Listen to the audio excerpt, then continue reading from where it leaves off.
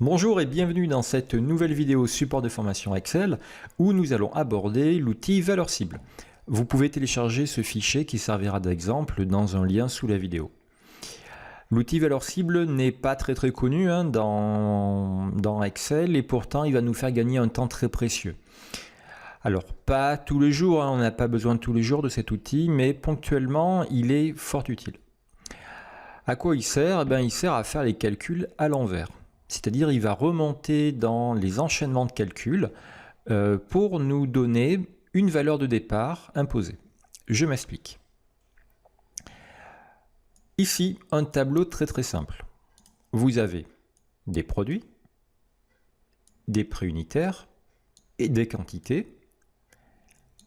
La multiplication ici des prix unitaires et des quantités et le total.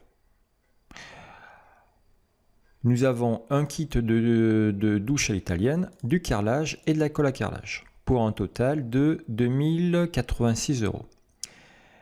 On est en train de faire ce devis, et puis là, notre client il nous dit « Non, moi j'ai que 2000 €, j'ai pas un euro de plus, faites un petit effort, je suis un client régulier, je viens 4 ou 5 fois chez vous par an, enfin bon, bref, voilà. » Et vous allez bien sûr modifier l'un des prix unitaires. Alors, il y a des produits sur lesquels vous pouvez jouer, jongler, vous avez un petit peu de marge, et sur d'autres, non. Là, vous ne pouvez jouer que sur le prix du carrelage.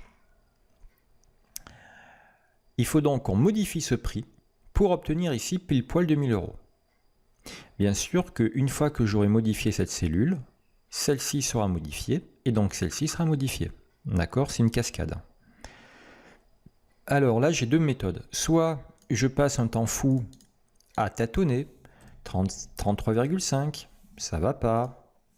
30 €, ça va pas non plus. 29 €, ça va pas non plus. Voilà, donc je fais marche arrière.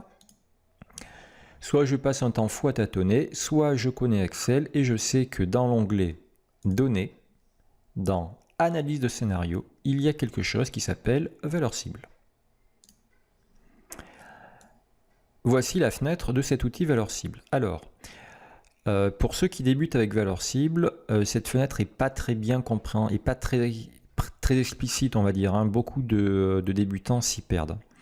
Le vocabulaire prête un peu à confusion.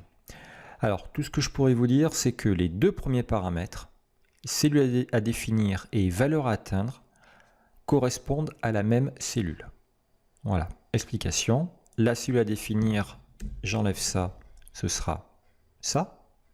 Vérifiez bien que là, il n'y ait que D6. Valeur à atteindre, 2000 €. La cellule à modifier, c'est ça. Et je fais OK. Et je fais OK. Voilà. Donc là, Excel nous a automatiquement calculé, trouvé plutôt, le prix unitaire qui correspond pour un total de 2000 €. Bon, alors là, ça fait une sacrée réduction. Hein. Bon, bref, on passe l'intérêt du calcul. Allez, deuxième petit tableau. Pareil, on va utiliser toujours valeur cible. On reste dans les constructions. Vous aimeriez construire une terrasse, ou vous devez construire une terrasse. Voici la longueur ainsi que la largeur théorique, parce qu'elle n'est pas encore construite. Là, vous avez la superficie, c'est une simple multiplication des deux. Au mètre carré, ça coûte 74 € pour la construire. Et là, vous avez le budget total, c'est-à-dire simplement le coût au mètre carré multiplié par la superficie. Imaginez que c'est vous qui êtes mandaté pour construire cette terrasse. Et là, votre client il vous dit « Non, moi j'ai pas 2800 €. Moi j'ai un petit peu plus. Je peux aller jusqu'à 3000 €. J'aimerais qu'elle soit un petit peu plus large. » Pas de problème. On va modifier cette valeur-là pour imposer 3000 en résultat. Et on va dire à Excel de trouver la largeur correspondante. Allez, données, analyse de scénario, valeur cible. N'oubliez pas que les deux premiers paramètres concernent la même cellule. Donc la cellule à définir, c'est ça. La valeur à atteindre, c'est 3000 €. Et la cellule à modifier, ce sera la largeur. Je valide. Parfait. Je fais OK. Alors ici, Excel nous a trouvé 5,6 mètres. Par contre, il nous met énormément de décimales parce que dans ces cellules-là, je n'avais pas imposé en amont, hein, dans ces deux cellules, de format particulier. Donc là, on va bien sûr réduire tout ça. Allez, exercice suivant. Ici, les calculs sont un peu plus techniques. C'est vraiment pour vous montrer que cet outil est assez tout-terrain.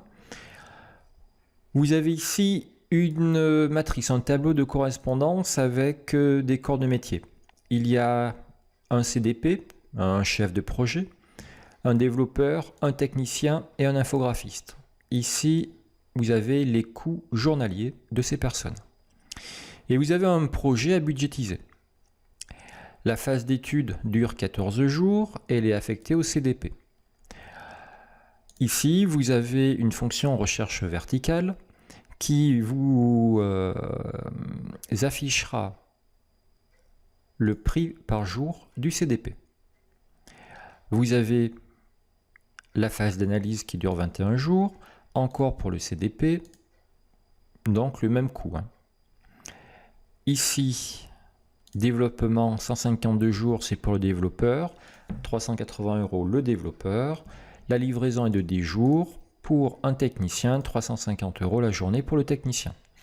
Donc tout ça, ce sont des recherches verticales qui, pour ceux qui ne connaissent pas du tout la fonction recherche verticale, en fonction de ce qu'il y a écrit là, ira regarder dans ce tableau de correspondance quel coût par jour il doit afficher ici.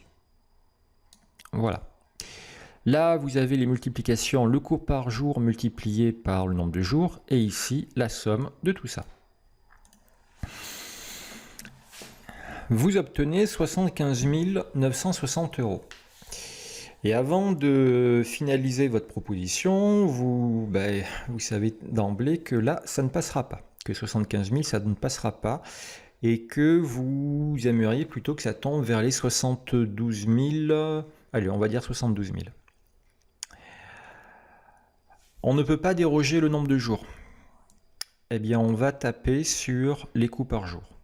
Quel est le plus gros volume? Le développeur. Le développeur est facturé à 380 €. On va plutôt taper sur ce coût par jour du développeur. On va vendre un petit peu moins cher le développeur pour avoir plus de chances que la proposition passe.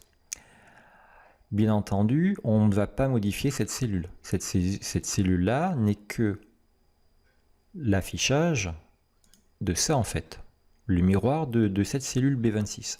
Donc c'est bien celle-ci qu'il faudra modifier. Allez, on est parti. Données, analyse de scénario, valeur cible. La cellule à définir, ce sera ça. La valeur à atteindre, ce sera 72 000. Et la cellule à modifier, 380. Je valide. Voilà. 354 € par jour pour le développeur. L'outil valeur cible va également remonter dans les formules, même si on a des formules assez compliquées telles que la recherche verticale. Eh bien, j'espère que vous avez pu manipuler et découvrir ce petit outil valeur cible. Je vous rappelle le chemin, données, analyse de scénario, valeur cible. Voilà.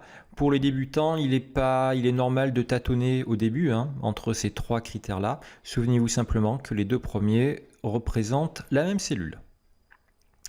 Voilà, écoutez, j'espère que vous avez pu réussir ces petits exercices et ces manipulations. Si c'est le cas, je vous dis bravo et à bientôt.